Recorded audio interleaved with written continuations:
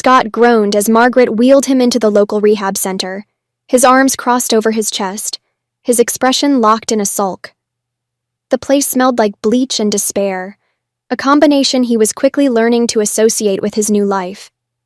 "First things first," said Avery, the instructor, a tall man with a kind but no-nonsense demeanor. "We need to get some strength back in your arms." Scott sighed, reluctant but out of options. "I don't see the point," he muttered. Margaret gave his shoulder a light squeeze, the way she always did when she wanted to soften his resistance. "Come on, Scott. You've got this."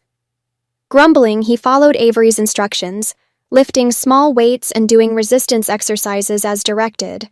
His muscles, once firm from diving, burned from disuse, the unfamiliar movements exhausting, but he pushed through them. "Good job," Avery said, nodding in approval.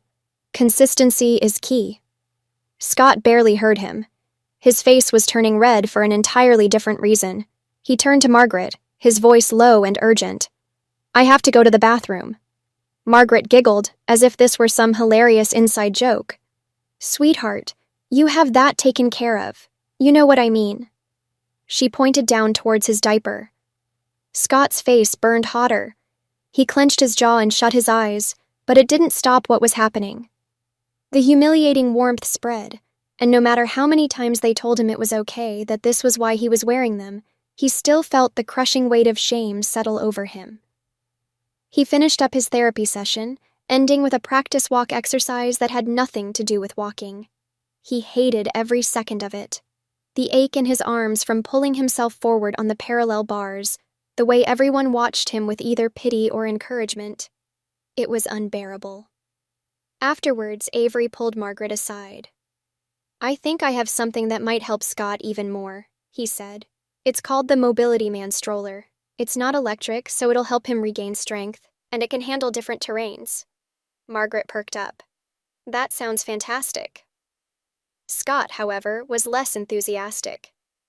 "I don't want some stroller," he grumbled as Margaret rolled him towards the van.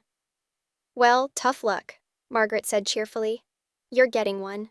On the way home, she decided to stop at McBargain's, the local fast food place, just in time for the breakfast menu. "What do you want, honey?" Scott hesitated. "I don't know," he muttered. Margaret, unfazed, ordered hash browns and a breakfast sandwich. She sat next to him in the van, breaking off pieces of the hash brown, dipping them in ketchup, and feeding them to him. He chewed, avoiding eye contact. "See?" she said brightly. "Not so bad, right?" When they arrived at the medical supply store, Margaret wasted no time. She bought the Mobility Man stroller, stocked up on necessary supplies, and ignored Scott's growing irritation. "I don't know," Scott repeated, shaking his head as Margaret and two store employees moved to transfer him from his wheelchair to the stroller. "Enough," Margaret said, her voice sharper than usual. "You heard what Avery said. This will be good for you." The two men lifted Scott, their grip firm but gentle. As they shifted him, his pants slid down slightly, revealing the edge of his diaper. He turned his head, biting his lip. The humiliation was suffocating. Once he was settled into the stroller, Margaret thanked the employees and wheeled him outside. "See? Not so bad." Scott refused to answer. In the van on the way home, Margaret sighed. "Listen, I've spent a lot of money on this, and I don't want any more of your lip. Insurance isn't covering half of what you need, so I don't want to hear a single complaint." Scott didn't respond. When they got back to the house, Margaret helped him inside, settling him in front of the TV while she went to make dinner. He flipped through the channels, his stomach still twisted with embarrassment and frustration.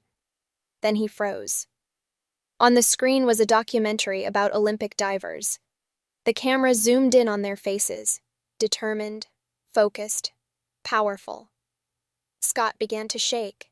Then, without warning, he started screaming.